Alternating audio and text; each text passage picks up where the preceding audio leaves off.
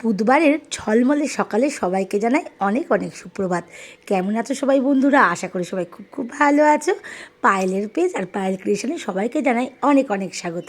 তো আজকে কিন্তু আমি অনেকটাই সকালে উঠে পড়েছি, কারণ ছেলে সকালবেলা হলে পড়তে চলে যায় চাকদায়, ওই জন্য অনেকটা সকালে আজকে উঠেছি। আর দেখো এইদিকে আসলাম যখন দেখছি রোদ্দুরটা একদম ঝিকিমিকি করে পড়েছে চারিধারে। আর আম বাগানে আমের গাছের ফাঁক দিয়ে দিয়ে রোদ্দুরটা এত সুন্দর লাগছে, খুব ভালো লাগছে। আর আমার তুলসী গাছটা দেখো অনেকটা বড় হয়ে গেছে, যেহেতু এদিকে রোদের আলোটা পায়, জল পায়, খুব সুন্দরভাবে বড় হয়ে গেছে। আর চারিদিকটা না আজকে পুরো ঝলমলে, আর ঝলমলে যত দেখি চারিদিকটা, মনটা কিন্তু ততটাই ভালো হয়ে যায়। দেখো কি সুন্দর রোদের ঝিকিমিকি খেলা। তো এখন তো সকালে উঠেই পড়েছি, যখন তাড়াতাড়ি করে কাজকর্ম সারতে হবে, কারণ মেয়ের আজকে পরীক্ষা, মেয়ের স্কুল আছে। আর তোমাদের দাদাভাই আমার আর তোমার দাদাভাইয়ের জন্য একটা স্পেশাল ড্রিঙ্কস বানাই সকালবেলা, সেইটা রেডি করছে। আর এই যে আমি এদিকে ভাত আর ডালের জলটা বসিয়েছি, যেহেতু ডাল বসাবো ওই জন্য একদিকে ভাত আর ডালটা করবো বলে গরম জলটা বসিয়ে দিয়েছি। তো তারপরে ডাল করব আর একটু সেদ্ধ দেবো। আজকে বেশি কিছু একটা রান্নাবাড়ি করব না, কারণ ঘরের কিছু কাজ আছে, সেগুলোকে আজকে আমাকে কভার করতে হবে। আর এই দিকে দেখো সবুজ গাছপালার মধ্যে রোদ্দুরটা পড়েছে, কত সুন্দর লাগছে। তবে এখন তো যেহেতু গরম পড়া শুরু হয়ে গেছে, আমাদের কিন্তু বাগানের গাছগুলো অনেকটাই শুকিয়ে শুকিয়ে গেছে, ফুল গাছগুলো আগের মতো আর নেই।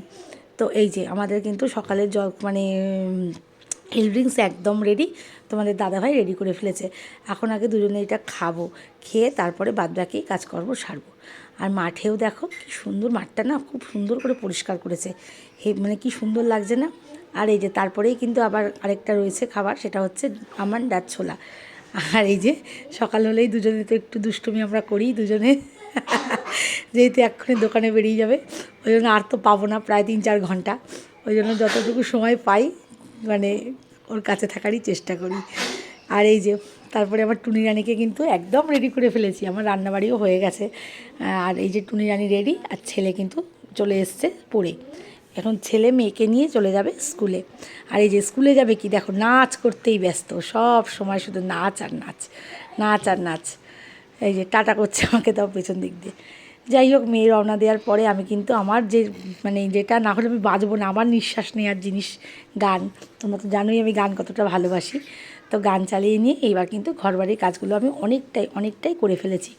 আর গান চালালে কী বলো তো, একটা আলাদা শক্তি পাওয়া যায়, কাজের একটা এনার্জি পাওয়া যায়। তো সেই কারণে গান চালিয়ে, আর যেহেতু গানটা দিতে পারছি না, কপিরাইট হয়ে যাবে, ওই জন্য তোমাদেরকে শোনাতে পারছি না।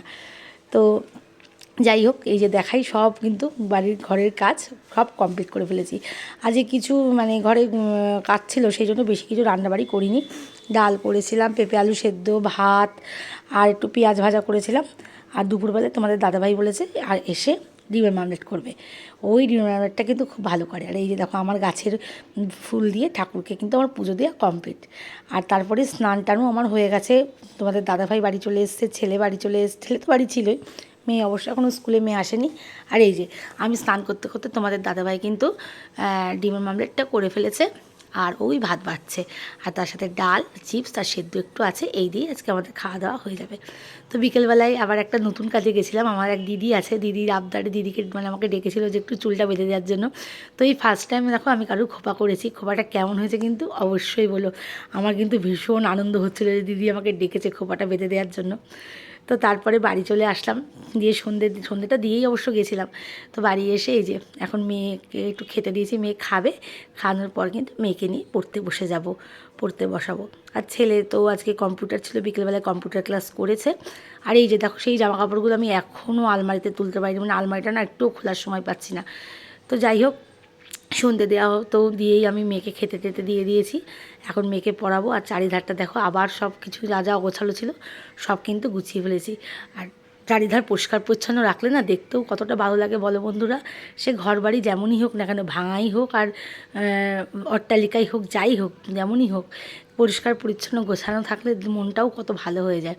এই যে এই ঘরটাও কিন্তু একদম পরিষ্কার পরিচ্ছন্ন, একদম গোছানো। আর আমার গোপুসোনাও কিন্তু ঘুমিয়ে পড়েছে। তো যাই হোক, ব্লগটা কেমন লাগলো তোমরা কিন্তু অবশ্যই বলো। আর বেশি বড় করছি না, কিন্তু মেয়ের তো পরীক্ষা, ওকে পড়াতে হবে।